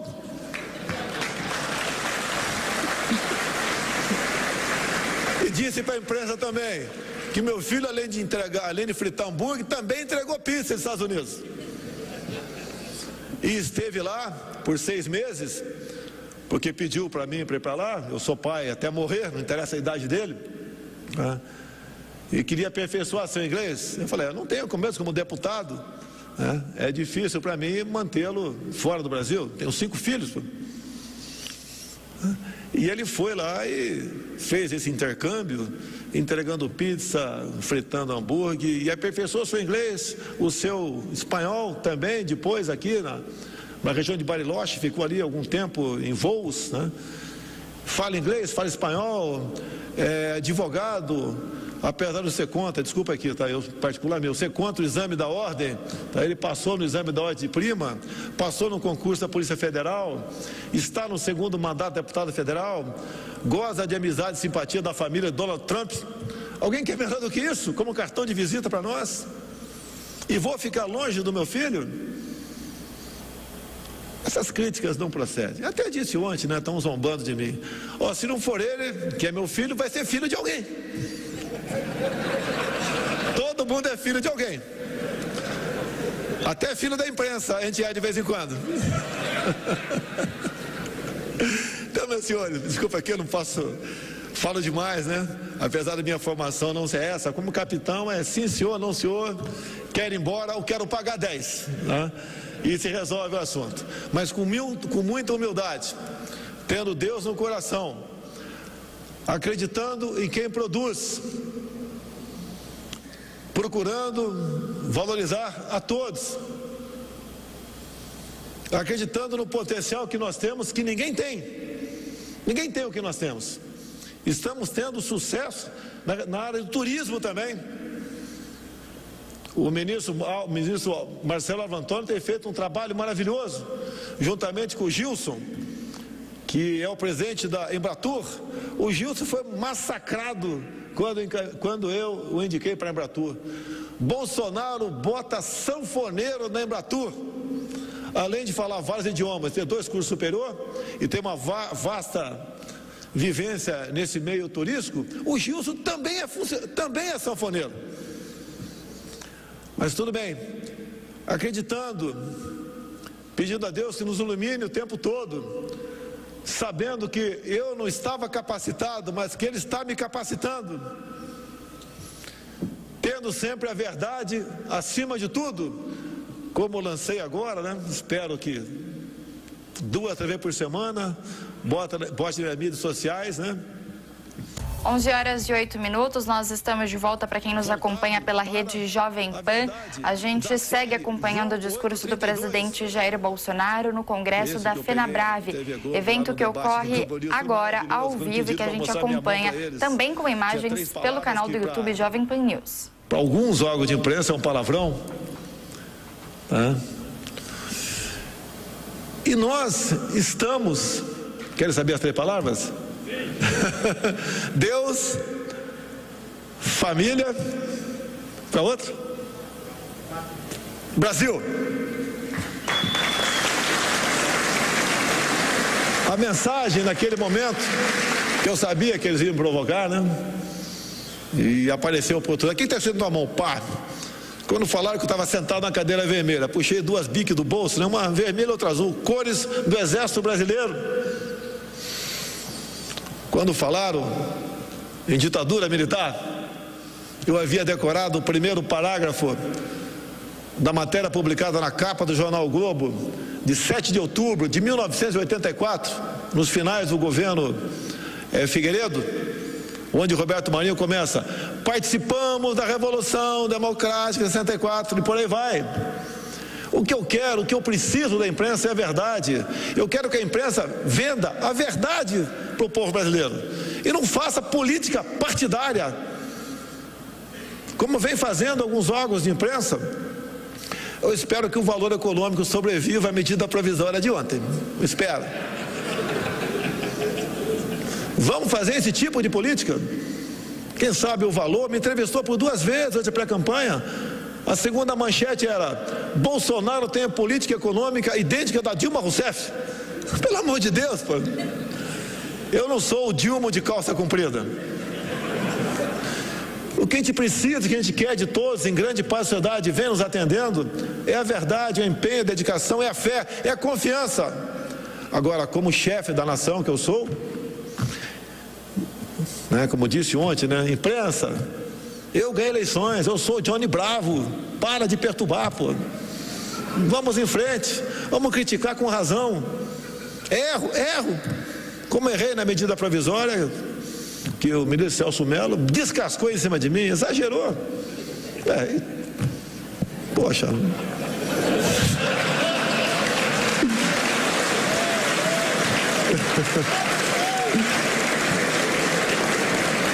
Reconheço, e não vou culpar a assessoria, não. Eu que errei. Eu confio na assessoria, pô. E nós temos que confiar. É igual como paraquedista, quando eu vou sair do avião. Tem que confiar quem está atrás de mim. Não interessa se é um capitão ou um recruta. Ele que inspeciona meu equipamento aqui atrás. Vamos pro pau, vamos embora, pô. Nós devemos acreditar no Brasil. Estou aqui porque acredito em vocês. Vocês estão aqui porque acreditam no Brasil. Nós temos tudo para ser uma grande nação. E tenho certeza que em 2022 ou 26 entregarei um Brasil, dada a confiança que estou tendo por parte de grande parte da população, muito melhor do que encontrei agora no começo desse ano. Meu muito obrigado a todos. Brasil acima de tudo, Deus acima de todos. Acompanhou agora, então, a fala do presidente Jair Bolsonaro, que participa junto com ministros, entre eles o do Meio Ambiente, Ricardo Salles, da abertura do Congresso da FenaBrave, a Federação das Concessionárias de Veículos em São Paulo. Este evento que aconteceu agora ao vivo e que a gente acompanhou com imagens pelo canal do YouTube Jovem Pan News. E a gente segue falando de política. Um alvo da Operação Lava Jato, o dono do grupo Petrópolis, Walter Faria, se entregou à Polícia Federal em Curitiba nesta segunda-feira. O destaque é do repórter Matheus Meirelles. O dono do grupo Petrópolis, Walter Faria, se entregou à Polícia Federal em Curitiba. Ele é alvo da 62ª fase da Operação Lava Jato e estava foragido desde o dia 31 de julho. Batizada de Rock City, a fase da operação mira o pagamento de propinas disfarçadas em doações eleitorais e operações de lavagem de dinheiro feitas pelo grupo Petrópolis. A empresa, de acordo com as investigações, teria auxiliado a Odebrecht a pagar propina por meio da troca de reais no Brasil por dólares em contas no exterior. Segundo o Ministério Público Federal, as irregularidades são investigadas desde 2016, quando uma planilha com nomes de políticos e referência à cerveja Itaipava foi achada na casa do executivo da construtora, Benedito Júnior. O procurador Roberson Pozobon explicou como funcionava o esquema. A primeira frente envolveu doações eleitorais feitas pelo Grupo Petrópolis no interesse do Grupo Odebrecht. Conforme foi explicado por altos executivos da Odebrecht, esse foi um subterfúgio que a empreiteira encontrou para realizar doações de centenas de milhões de reais sem que isso restasse transparente para a sociedade. Ela não queria aparecer como fazendo essas doações, então ela se valeu dos CNPJs do Grupo Petrópolis para ficar oculta em suas próprias doações. As investigações indicam que Walter Faria e outros executivos do Grupo Petrópolis atuaram na lavagem de cerca de 329 milhões de reais em contas fora do país. A Força Tarefa aponta ainda que o presidente da companhia usou o programa de repatriação de recursos de 2017 para trazer ao Brasil de forma ilegal cerca de 1 bilhão e 400 milhões de reais que foram obtidos de forma ilícita. 4 investigados, sendo 2 deles sobrinhos de Walter Faria, também já foram presos. O último alvo da Operação Rock City continua foragido. A tensão comercial entre Estados Unidos e China fez a Bolsa de São Paulo cair 2,51%. Nesta segunda-feira, o Ibovespa fechou aos 100.097 pontos, na maior queda diária desde maio. O dólar comercial emendou o 6º avanço seguido e fechou em alta de 1,69%, cotado a R$ 3,95. O economista André Perfeito destaca que o mercado financeiro ficou apreensivo com o acirramento da guerra comercial. Mas quando a China resolve efetivamente transformar uma guerra comercial numa guerra cambial, ou seja, apontar que se você fizer qualquer coisa com o tributo, eu vou lá e vou fazer alguma coisa com o câmbio, isso é um sinal muito forte de degeneração. Então a gente está nesse momento de impasse, né? As bolsas tendem a sofrer com isso e os juros devem continuar caindo no resto do mundo, né? André Perfeito avalia que a tensão entre Estados Unidos e China deve continuar gerando ruídos no mercado financeiro ainda ao longo dessa semana. Falando a Denise Campos de Toledo, o economista José Francisco de Lima Gonçalves destacou a reação dos chineses. Eles têm um controle muito grande sobre o mercado de câmbio. O mercado de câmbio lá é muito regulamentado, ou seja, não existe essa livre entrada e saída de câmbio e não existe um mercado futuro de câmbio como aqui no Brasil. Os investidores estão de olho na retomada dos trabalhos no Congresso Nacional após o período de recesso branco. A expectativa é que a votação em segundo turno da reforma da Previdência ocorra ainda nesta semana, animando o mercado financeiro no Brasil. O presidente dos Estados Unidos, Donald Trump, anunciou o congelamento de todos os ativos do regime de Nicolás Maduro, que estão em território norte-americano. O destaque internacional é do repórter Afonso Marangoni.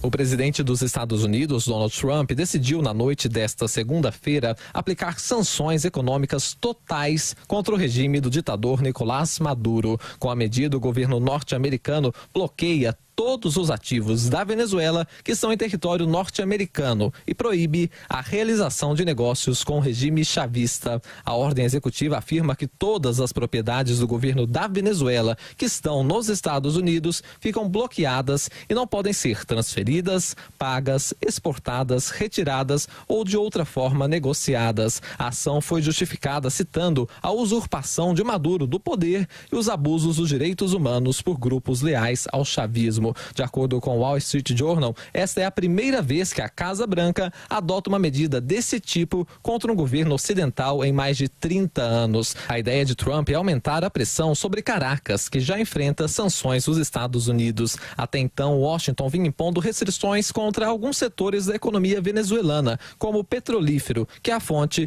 da maior parte das receitas de exportação do país. Pessoas ligadas a Maduro, como enteados dele, também já sofriam bloqueio do governo norte-americano. Agora, a Venezuela fica em situação semelhante a países como Cuba, Coreia do Norte, Irã e Síria. A sanção total da Casa Branca é mais um capítulo da tentativa de enfraquecer o regime chavista e forçar a saída de Maduro do poder. As únicas entidades não afetadas são organizações internacionais e não governamentais que transportam bens humanitários, alimentos e remédios. Em janeiro deste ano, o líder oposicionista Juan Guaidó se autoproclamou presidente interino da Venezuela. Desde então, mais de 50 nações, incluindo os Estados Unidos e o Brasil, reconhecem ele como chefe de governo do país sul-americano. Vamos agora ao Rio de Janeiro conversar ao vivo com o repórter Rodrigo Viga, que traz os destaques desta terça-feira. Oi, Viga, bom dia para você. Tudo bem, Nicole? Como é que você está? Tudo tranquilo? Tudo certo. Por aqui tem um sol brigando com as nuvens e os termômetros estão marcando na casa de 20 e poucos graus, mas foi uma madrugada bem fria, viu, Nicole? Teve que puxar, o morador da cidade do Rio de Janeiro teve que puxar aquela coberta, teve que dar uma caprichada no lençol e também no edredom. Nicole, ouvintes internautas da Jovem Pan, muitas ocorrências policiais acontecendo aqui no Rio de Janeiro, mas talvez aquela da manhã desta terça-feira que mais chame a atenção foi a morte, né, Nicole? Deixa eu chegar um pouquinho mais para cá para ver se eu pego uma conexão um pouco melhor.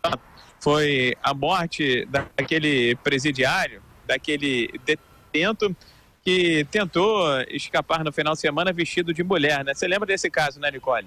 Pois bem, ele tentou fugir do presídio de Bangu 3 e foi encontrado morto nas últimas horas dentro da cela onde estava, uma solitária em Bangu 3, na zona oeste do Rio de Janeiro. Uma sindicância foi aberta para apurar e investigar as circunstâncias da morte do preso Clauvino da Silva, conhecido como Baixinho ou como Ronca. Ele que, vestido de mulher, acabou sendo detido por agentes penitenciários e deixar a própria filha dentro da cadeia para tentar conseguir escapar, para tentar conseguir fugir do presídio de Bangu 3. Minha cara Nicole, as fontes dizem o seguinte, que existem algumas possibilidades na mesa sobre a morte, para a morte deste presidiário. Ou, como ele era ligado a uma facção criminosa que está dentro do presídio de Bangu 3, ou ele foi morto pelos integrantes da própria facção criminosa, dado que o caso teve muita repercussão, virou até motivo de brincadeira, de chacota, de piada em alguns meios, ou então o próprio Clauvino, envergonhado ou com medo de alguma retaliação por parte da facção criminosa, resolveu tirar a sua própria vida. Nicole, ouvintes internautas da Jovem Pan, deixa eu me posicionar um pouquinho melhor aqui para ver se a gente melhora o sinal também. Mais um policial militar foi baleado, foi alvejado no Rio de Janeiro nas últimas horas, foi na Vila Valqueire, na zona oeste do Rio de Janeiro, tentativa de assalto. Felizmente, o agente de segurança foi baleado apenas no braço e passa bem, está fora de perigo. Lembrando, são mais de 130 agentes de segurança alvejados neste ano de 2019, com 30 óbitos, pelo menos, registrados extraoficialmente até agora. Tem a operação da polícia no Complexo da Maré, diga-se de passagem, para tentar prender os traficantes que balearam um PM que está em estado gravíssimo, internado desde a semana passada. na favela de Banquinhos, na zona norte do Rio de Janeiro. Teve um homem que é apontado como chefe do tráfico de drogas, identificado como Papito, que morreu num confronto nas últimas horas com a polícia. E tem uma grande operação da Polícia Fluminense acontecendo na Vila Kennedy, que fica na zona oeste do Rio de Janeiro, contra uma quadrilha especializada no roubo de veículos, de carros de passeio. Mais de 10 pessoas já foram presas até o momento. São 80 alvos da operação da polícia na manhã desta terça-feira. Há 40 mandados de busca e apreensão também sendo cumpridos pela polícia do Rio de Janeiro. Essa quadrilha roubava veículos, mas também roubava veículos para fazer arrastão, para fazer assalto, para transportar armas, drogas e munições, mas também comprava em leilões carros destruídos, detonados, para depois eles serem remontados. Eles roubavam um veículo igual, da mesma marca, do mesmo ano, e colocavam as peças do carro roubado no carro detonado que foi comprado no leilão. Por isso, a operação desta terça-feira foi batizada de Lego, minha cara Nicole. Tá certo, Viga. Obrigada pelas informações. Ótima terça para você. Para você também, obrigado. E vamos agora às informações da previsão do tempo com Desirê Brante. Aos pouquinhos, o ar polar, que deixou o último fim de semana congelante no centro-sul do Brasil, perde força e a temperatura segue em gradual elevação no centro e sul do país. A frente fria, que virou o tempo no último fim de semana na região sudeste, continua seu avanço pela costa da região e já está bem pertinho do sul da Bahia. Por isso que hoje tem previsão de chuva ainda entre o Espírito Santo, nordeste de Minas e sul da Bahia, onde até a temperatura fica mais baixa por causa disso. Também ocorrem algumas pancadas de chuva na faixa norte do Brasil e na porção central do país, que pega Triângulo Mineiro, centro-sul de Goiás e Mato Grosso do Sul. Tem ainda uma pequena possibilidade de chuva, mas é algo muito pontual e passageiro. Quanto à temperatura, hoje a máxima fica em torno dos 24 graus em Porto Alegre, 27 graus em Cuiabá e 35 graus na região de Palmas. Em Belo Horizonte, a máxima de hoje fica em torno dos 22 graus, mas até o final da semana essa temperatura vai subir mais. Na capital paulista, tempo firme, o dia começou friozinho de novo e hoje à tarde a sensação térmica fica mais confortável. A máxima prevista é de 22 a 23 graus. Amanhã a máxima já deve chegar aos 24 graus e até o final da semana a temperatura chega perto dos 30 graus na cidade de São Paulo. E por enquanto, sem previsão de chuva. Quer saber mais da previsão para a sua cidade e para todo o Brasil? Então acesse tempoagora.com.br. Desirê Brante da Somar Meteorologia. É com vocês nos estúdios da Jovem Pan. O presidente Jair Bolsonaro cedeu indicações no CAD ao presidente do Senado para obter apoio. Segundo o jornal Folha de São Paulo, dos 4 nomes que o presidente vai indicar ao Conselho Administrativo de Defesa Econômica, 2 serão escolhidos por Davi Alcolumbre. A negociação acontece próximo à votação da reforma da Previdência na Casa e também à sabatina do deputado Eduardo Bolsonaro para a embaixada nos Estados Unidos. Para assumir o cargo em Washington, o filho do presidente precisa de metade mais um voto dos senadores, tanto na Comissão de Relações Exteriores quanto no plenário. Novo presidente do INPE prometeu transparência aos dados sobre desmatamento no país. Em entrevista ao jornal Estado de São Paulo, Darkton Policarpio Damião disse que ninguém vai esconder nada, até porque não se consegue fazer isso. O coronel da Reserva da Aeronáutica foi anunciado nesta segunda-feira como novo diretor do Instituto Nacional de Pesquisas Espaciais. Ele vai substituir Ricardo Galvão, demitido após rebater críticas do presidente Jair Bolsonaro sobre a divulgação de dados que apontam desmatamento na Amazônia. Davi Alcolumbre afirmou que reforma tributária e pacto federativo serão prioridades no Senado após a Previdência.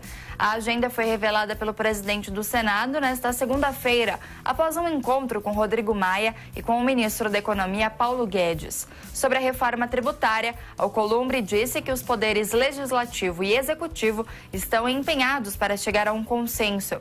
Já a respeito do pacto federativo, o parlamentar disse que as discussões vão começar no Senado. Um tremor de magnitude 5,8 graus foi registrado na costa do Nordeste no domingo e se tornou um dos assuntos mais comentados nas redes sociais nesta segunda-feira. Quem traz as informações é a repórter Larissa Coelho. Um terremoto de magnitude 5,8 na escala Richter foi registrado na costa do Nordeste na noite do domingo. O epicentro do tremor ocorreu na região central do Oceano Atlântico, a 738 quilômetros da ilha de Fernando de Noronha. Pela proximidade com a costa do Brasil, o assunto foi um dos mais comentados no Twitter durante a segunda-feira. Internautas se assustaram com a possibilidade de que um tsunami pudesse atingir regiões litorâneas. Porém, de acordo com o Laboratório Sismológico da Universidade Federal do Rio Grande do Norte, o fenômeno marítimo não deve acontecer. Isso porque as chamadas falhas transcorrentes, quando ocorridas no meio do oceano, mesmo em grandes magnitudes, não provocam tsunamis.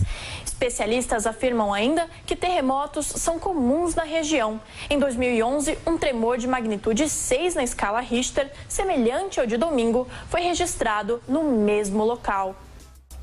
Um carro voador que foi testado com sucesso no Japão chamou a atenção do mundo nesta segunda-feira. O destaque é do repórter Vitor Moraes. Parecido com um drone gigante, o carro voador da NEC Corp usa 4 hélices para sair do chão. Dentro de uma grande gaiola de segurança, o veículo levantou a 3 metros de altura e ficou voando por mais ou menos 1 minuto. Por enquanto, o objetivo é que o carro seja utilizado em entregas, sem a necessidade de um piloto. Além da NEC, empresas como Boeing e Uber já estão trabalhando nos seus carros voadores. Entre a base que o governo japonês está criando, está a área de testes em Fukushima. A ideia é usar a região devastada pelo desastre nuclear como local de voo para esses veículos. O governo japonês quer tornar os carros voadores viáveis até 2030. Já no domingo, o francês Frank Zapata, conhecido como o Homem Voador, cruzou o Canal da Mancha a bordo de seu flyboard em pouco mais de 20 minutos, depois de uma breve parada em um barco para reabastecer. Ele seguiu até a Baía de St. Margaret, no sul da Inglaterra, variando entre 15 e 20 metros de altura. Assim, ele se tornou o primeiro homem a cruzar o Canal da Mancha a bordo de uma prancha voadora. Ele mesmo foi o inventor. Ele que é ex-campeão mundial e europeu de jet ski e fez o trajeto de 35 quilômetros escoltado por 3 helicópteros. A prancha voadora é um dispositivo autônomo alimentado por querosene armazenado dentro de uma mochila. Ela é equipada com 5 pequenos turborreatores que permitem atingir uma velocidade de até 190 quilômetros durante 10 minutos.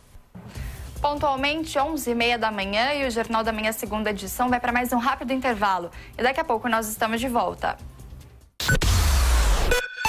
Jovem Pan News. De segunda a sexta, meio-dia, horário de Brasília, tem o Pânico. Aqui temos brigas. Quando for pedir a opinião de alguém, calem a boca, fechem o bico. Entrevistas exclusivas.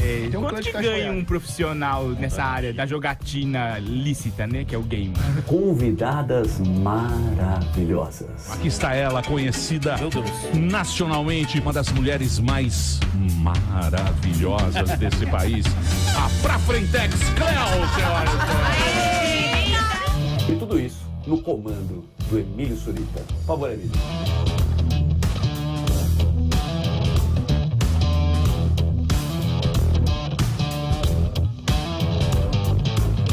Inscreva-se e ative o sininho de notificação, tá?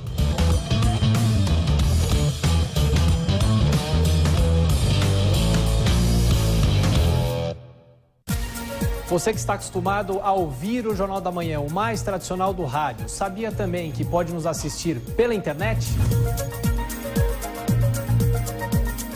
As notícias do dia, a análise dos nossos comentaristas, tudo na tela do seu celular e até na sua televisão.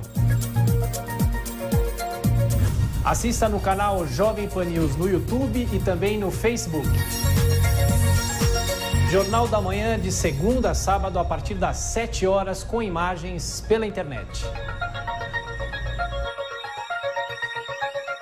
Já está em cartaz nos cinemas brasileiros Homem-Aranha Longe de Casa, a continuação do primeiro filme do Homem-Aranha lançado pela Marvel. Não estou falando daqueles filmes que foram lançados anos atrás, mas daquele que é protagonizado por Tom Holland. Esse filme é um filme muito peculiar dentro do catálogo da Marvel, porque é o primeiro filme logo após os eventos que os espectadores e os fãs puderam testemunhar nos filmes dos Vingadores. Portanto, nós temos Peter Parker, o protagonista, tendo de lidar com as consequências daqueles filmes e com um mundo que mudou completamente, se reconfigurou. Ele precisa descobrir as suas novas responsabilidades e entender o seu papel em um universo onde algumas personagens que eram muito importantes na sua vida não estão mais presentes e outras aparecem para exercer um papel que até então não tinham. Esse filme tem como vilão um personagem interpretado pelo Jake Gyllenhaal, que é uma ótima adição. Algumas pessoas vão estranhar a forma como os eventos abordados em Vingadores são tratados nesse novo filme. Parece até que eles perdem um pouco a relevância.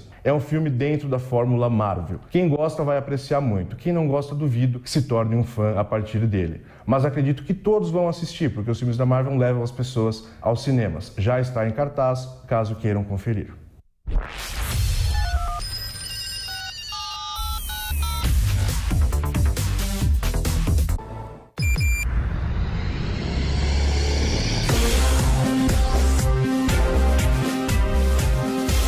Esta é a Jovem Pan News.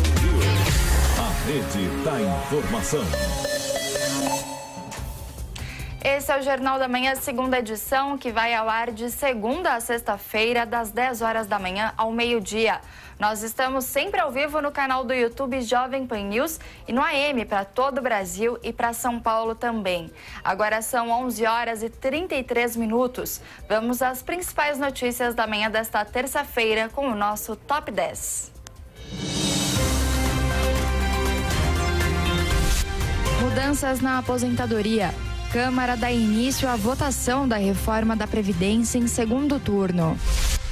Lava Jato. Ex-ministro Antônio Palocci passa a cumprir pena no regime aberto. INPE. Coronel da Reserva da Aeronáutica é escolhido para assumir interinamente a diretoria do Instituto. Crime organizado. Polícia Federal faz operação em 7 estados, prende 18 pessoas e mira núcleo financeiro de facção criminosa. Guerra comercial. China rejeita acusações dos Estados Unidos de manipulação cambial. Atos em Hong Kong. Pequim diz para manifestantes de cidade chinesa não subestimarem imensa força do governo. Sanções econômicas. Estados Unidos congelam bens da Venezuela e proíbem transações com o país. Caso Matsunaga. Presa por esfaquear marido, Elise Matsunaga obtém regime semiaberto. Feirinha da madrugada. Polícia apreende mais de 500 quilos de produtos falsificados em São Paulo. Brasileirão. Grêmio e Chapecoense empatam em nova rodada do campeonato.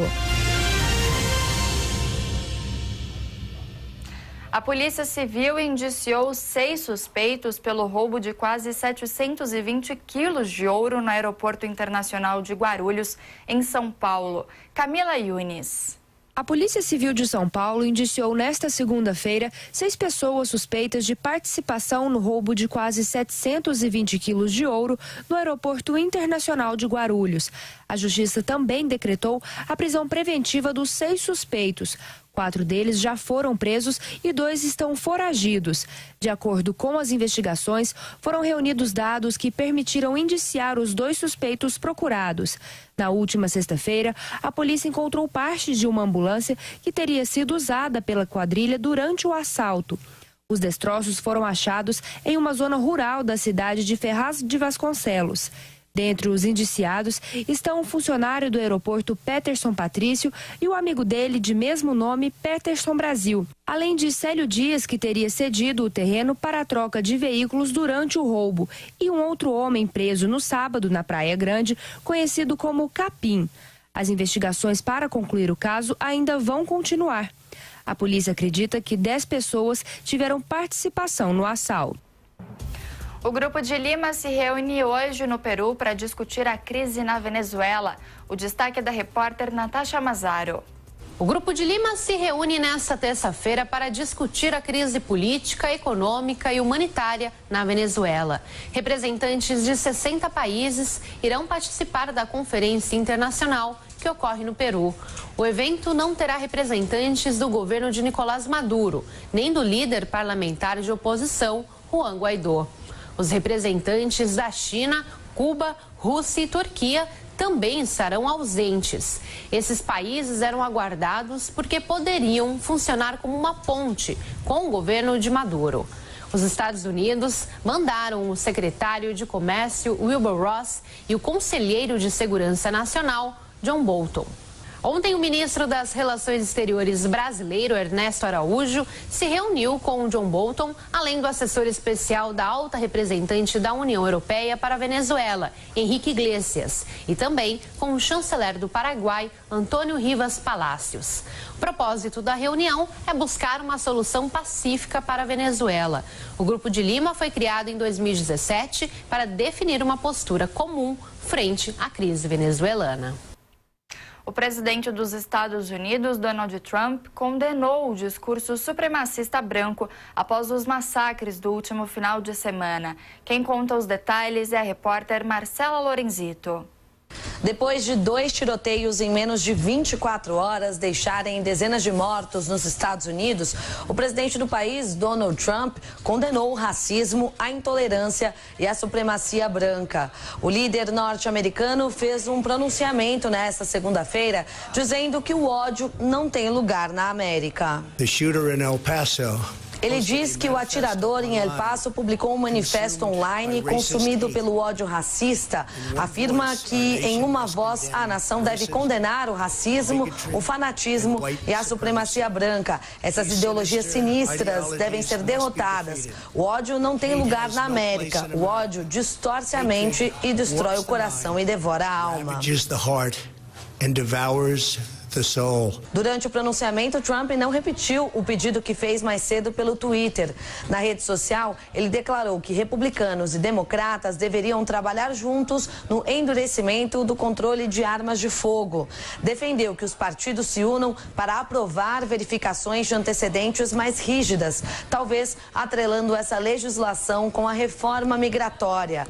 Apesar da aparente mudança de postura em relação à política de armas, o professor de Relações Internacionais da ESPM, Gunther Hutze, avalia que Trump mantém 2 discursos paralelos. O objetivo é agradar a base aliada, enquanto acena a republicanos mais moderados e até para alguns democratas. Num segundo momento, ele passou a acusar a imprensa que estaria publicando fake news, jogos online que cultuariam a violência e até pessoas desequilibradas mentalmente como aqueles mais culpados por esse massacre e não o porte de armas. Ou seja, o presidente Trump não tem problema algum em ter posturas tão contraditórias que só visam uma coisa: a sua reeleição ao cargo de presidente nos Estados Unidos na próxima eleição. Nas mensagens de Donald Trump, não ficou claro que tipo de mudanças nas políticas de armas seriam propostas. No pronunciamento, o presidente norte-americano também enfatizou que jogos de videogames, a facilidade da internet e problemas de sanidade poderiam levar à violência. Para ele, o que puxa o gatilho é o ódio e doenças mentais, não a arma. O presidente da Everytown for Gun Safety, um grupo de controle de armas, rebateu o presidente, dizendo que isso não é sobre saúde mental, nem videogames e nem filmes, mas sim sobre o fácil acesso a armas. Já a Associação Nacional do Rifle, NRA, na sigla em inglês, seguiu a linha de que saúde mental pode ser uma das causas dos atos de violência. O autor do ataque em El Paso, no Texas, se rendeu após atirar contra dezenas de pessoas em um supermercado no sábado. Antes do atentado, o assassino de 21 anos havia publicado um manifesto online com discurso de ódio contra imigrantes. Entre as vítimas estão mexicanos. O presidente do país vizinho, Manuel López Obrador, lamentou as mortes e se colocou à disposição para ajudar os Estados Unidos com a legislação de controle de armas do México. Também, de maneira muito respeitosa, O líder mexicano afirma que, de maneira muito respeitosa, ele pode enviar informações sobre a legislação e procedimentos que se seguem na matéria do controle de armas. E os procedimentos que se seguem em esta matéria. O atirador de Dayton, em Ohio, usou um rifle de assalto e tinha mais de 200 cartuchos de munição durante o ataque na madrugada de domingo. Ele foi morto pela polícia e as autoridades ainda investigam o motivo da ação. O Ministério Público do Ceará denunciou o médico preso suspeito de abusar de pacientes. José Wilson de Paiva, que também era prefeito na cidade de Uruburetama, foi indiciado por estupro de vulnerável. Ele está preso desde o mês passado na penitenciária de Aquirás, na região metropolitana de Fortaleza.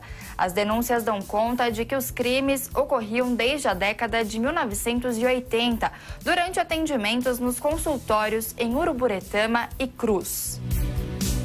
Paulo Guedes e Sérgio Moro se reuniram para definir o futuro do COAF. Os ministros da Economia e da Justiça e Segurança Pública se encontraram nesta segunda-feira para discutir o comando do Conselho de Controle de Atividades Financeiras. Roberto Leonel, atual presidente do órgão, está com o futuro indefinido por conta de uma insatisfação de aliados do presidente Jair Bolsonaro.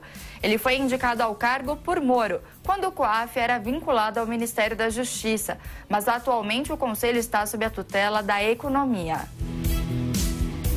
Um terço da população apoia o presidente da República em declarações consideradas polêmicas, segundo o Instituto Datafolha. Nas últimas 2 semanas, Jair Bolsonaro atacou ambientalistas, exaltou a ditadura militar e menosprezou o massacre no presídio de Altamira, no Pará, que deixou 62 mortos. A mesma proporção de 1/3 considera o governo como ótimo ou bom. Os dados são da última pesquisa do Datafolha de julho. O Atlas da Violência apontou que as regiões norte e nordeste do país concentram as cidades mais violentas. Matheus Meirelles. Levantamento divulgado pelo Instituto de Pesquisa Econômica Aplicada, o IPEA, aponta que as regiões Norte e Nordeste concentram 18 das 20 cidades mais violentas do Brasil. O estudo, que contabiliza dados de 2017 apenas de municípios com ao menos 100 mil habitantes, é um desdobramento do Atlas da Violência. A pesquisa mostra que o estado de São Paulo tem 14 das 20 cidades mais seguras, com indicadores considerados parecidos com os de países desenvolvidos. De acordo com o IPEA, as cidades mais violentas, em geral, têm índices piores no acesso à educação, desenvolvimento infantil e mercado de trabalho. O pesquisador do IPEA, Helder Ferreira, aponta que a atuação de facções criminosas prejudica ainda mais os dados dos municípios. A situação atual que a gente tem de facções criminosas dominando os presídios praticamente impede qualquer atividade que o Estado esteja fazendo em termos de educação, de profissionalização dos presos. É preciso uma forte atuação da polícia no sentido de investigar, principalmente os casos de homicídio, verificando homicídios que sejam cometidos por autores que são reincidentes. Helder Ferreira ressalta também os prejuízos causados por ações de milícias em diversas cidades. Para o sociólogo Túlio Kahn, coordenador de segurança da Fundação Espaço Democrático, pode-se atribuir o aumento dos índices de violência ao crescimento acelerado da economia nas regiões. Esse crescimento econômico fez crescer os crimes contra o patrimônio, Quanto maior a renda, maior a taxa de roubos de veículos, de celulares, por exemplo. Isso fez crescer, por sua vez, a sensação de insegurança da população desses estados. Sentindo-se inseguras, essa população vai armada na rua, procurando se defender, e com mais armas em circulação a gente vê mais homicídios. Túlio Kahn não acredita que a alta dos homicídios deva ser atribuída apenas à atuação das facções no Norte e no Nordeste. A cidade mais violenta do Brasil em 2017 foi Maracanaú, no Ceará, com 145,7 homicídios para cada 100 mil habitantes. Também aparecem na lista dos 5 primeiros os municípios de Altamira, no Pará, São Gonçalo do Amarante, no Rio Grande do Norte, Simões Filho, na Bahia, e Queimados, no Rio de Janeiro. Já a cidade mais pacífica do país é Jaú, em São Paulo, com uma taxa de 2,7 homicídios para cada 100 mil habitantes. Completam os 5 primeiros os municípios paulistas de Indaiatuba e Valinhos, além de Jaraguá do Sul e Brusque, em Santa Catarina.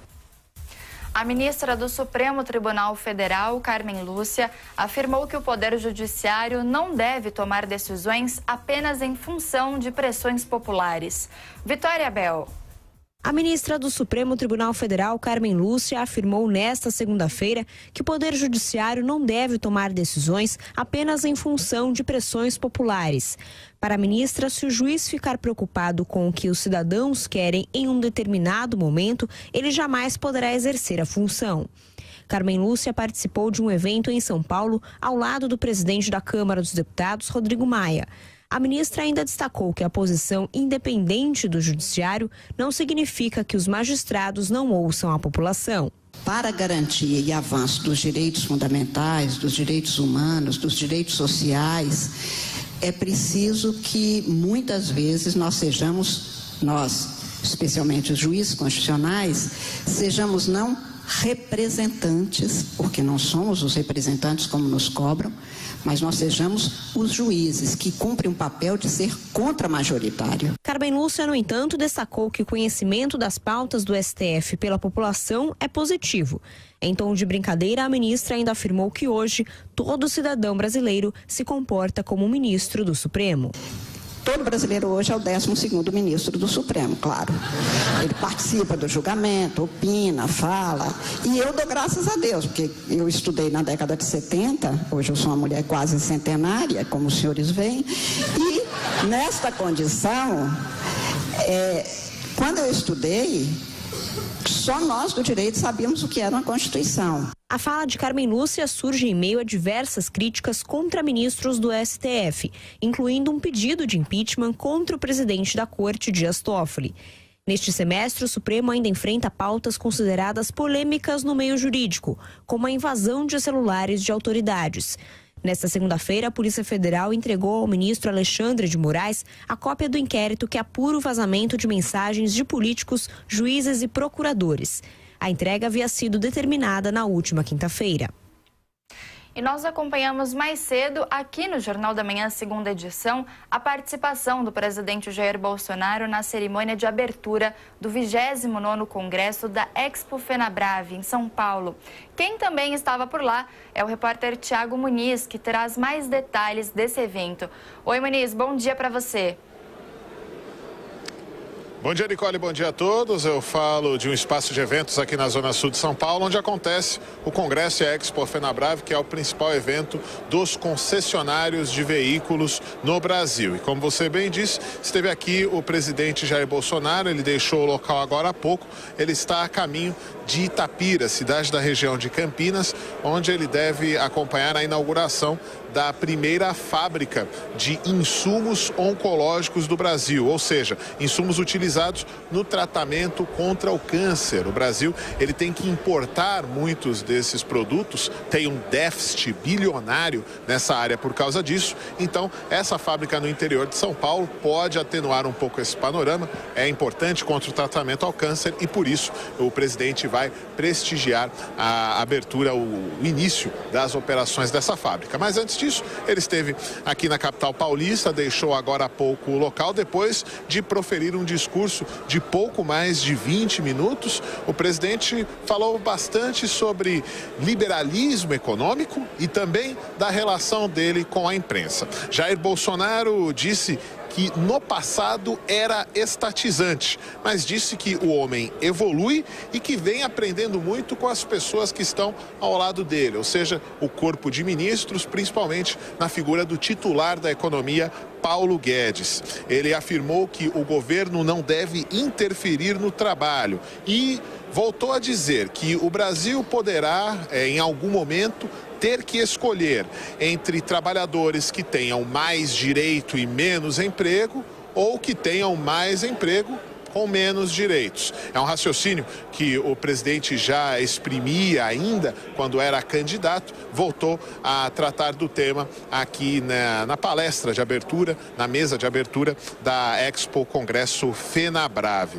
Ele falando a respeito da informação de que ao longo da carreira política dele e dos parentes dele, ele teria lotado 102 parentes em cargos diversos discursos ao longo aí dos mandatos que ele exerceu, ele disse que não é o deus Príapo, que é o deus da mitologia grega associado à fertilidade, ou seja, que ele não teria como ter tantos parentes, aí no caso o raciocínio do presidente. Ele também anunciou que acabou de ser editada uma medida provisória que muda a maneira como as empresas fazem a divulgação dos balanços patrimoniais. Atualmente, as grandes empresas precisam publicar os balanços em jornais de grande circulação.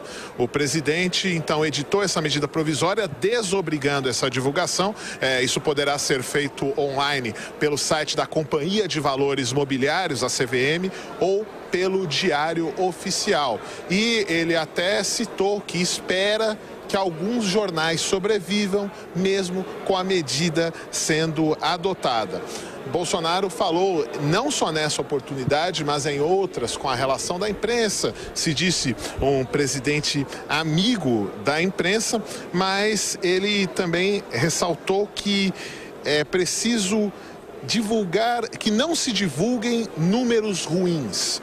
Ainda falando em relação à questão do desmatamento da Amazônia. E ele também ressaltou as virtudes do filho dele, o deputado federal por São Paulo, Eduardo Bolsonaro, disse que além de fritar hambúrgueres, ele entregou pizza nos Estados Unidos e disse que as críticas relacionadas à capacidade dele não procedem, porque ele tem ligações com a diplomacia americana, até ligações diretas com o próprio presidente Donald Trump, e que todo embaixador que eventualmente ele nomear será filho de alguém, poderia ser até um filho de um jornalista. No encerramento do discurso, o presidente Jair Bolsonaro disse que em 2022 ou 2026 espera entregar um país muito melhor do que ele encontrou. Portanto, um resumo das palavras ditas por Jair Bolsonaro. E quem fez um anúncio também aqui foi o ministro do Meio Ambiente, Ricardo Salles. Ele planeja revisar a TCFA, uma taxa de contribuição monitorada pelo IBAMA, implementada pelo IBAMA, portanto subordinada ao Ministério do Meio Ambiente, que cobra uma taxa trimestral de empresas que utilizem recursos naturais ou sejam poluidoras. Por que esse pleito é importante aqui no Congresso das concessionárias? Porque as concessionárias também pagam essa taxa à medida em que elas fazem o serviço de troca de óleo dos veículos. Então, o ministro Ricardo Salles disse que ouviu esse pleito aqui enquanto caminhava pela FenaBrave, junto com o presidente, e o governo, então, promete estudar uma revisão nessa taxa que potencialmente aí pode alterar a contribuição, a taxa cobrada das concessionárias. Portanto, aí um resumo do que aconteceu aqui nessa abertura do Congresso da FenaBrave, na Zona Sul de São Paulo. O presidente agora segue para Itapira, no interior do estado paulista. Da Zona Sul de São Paulo, nós voltamos aos estúdios. Nicole. Obrigada, Thiago, pelas informações. O Senado aguarda com expectativa a reforma da Previdência, mas o texto não terá tramitação exclusiva na Casa. De Brasília, Antônio Maldonado. O Senado Federal aguarda com expectativa a chegada da reforma da Previdência, que deve ser aprovada em segundo turno pela Câmara dos Deputados ainda nesta semana. A ideia é aprovar e promulgar a PEC até no mais tardar o início de outubro. Isso não quer dizer, no entanto, que os senadores se debruçarão apenas sobre a reforma. Uma série de matérias importantes aguardam análise dos parlamentares e devem ser votadas neste segundo semestre. A reforma tributária é uma delas. A ideia, como explica o presidente do Senado, Davi Alcolumbre, é dar celeridade na análise das propostas que visam facilitar o controle do pagamento de impostos no país e tramitam nas duas casas do Congresso Nacional. Será um semestre de novas conquistas, de novas discussões que passam pela simplificação dos impostos nacionais através da reforma tributária, onde o governo, o Senado e a Câmara dos Deputados, esse foi o pacto estabelecido,